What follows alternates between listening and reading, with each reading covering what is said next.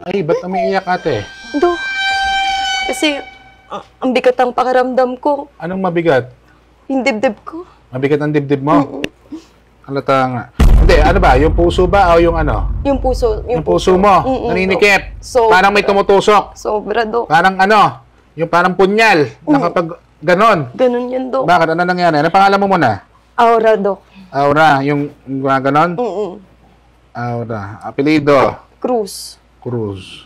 Bakit? Anong problema? Kasi, Dok, ang tagal-tagal na wala pa rin akong boyfriend. Ang sinasabi mo, masakit ang puso mo kasi wala kang boyfriend. Oo, Dok. Tagal na. Ito, mahirap to. Baliw ka ba? Ba't dito ka pumunta? Wala nang pag-asa eh. Ang daming manggagamat na natumanggi. Mahirap tong sakit mo, kapatid. De, sige, ito na lang. Gabanalan natin ng rapol yung ano mo, sakit mo. Kasi mahirap yan eh. Ito. Ano ra?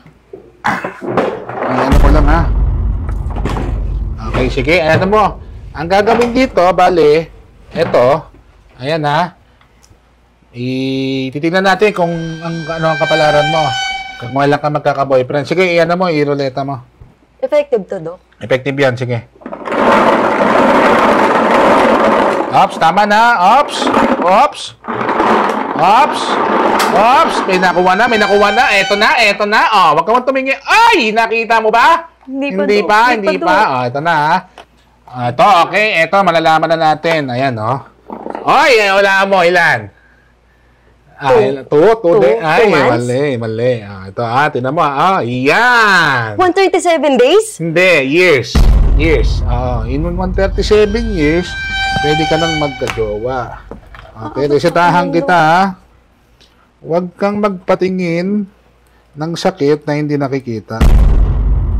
Every 6 hours, try mo makipag-chat sa mga Amerikano. Baka mabago buhay mo. Para maging isang kababayan ka na nakatakas sa hirap. Okay, sige. Ayan ha. Munta ka sa cashier. Palo mo sa mukha nung nagkukuha niyan ha. Sige 137. Na. Ito, ano mo. Parang balls yan. Ganon-ganon mo, balls yan. Next! Yung maayos na pasyente naman!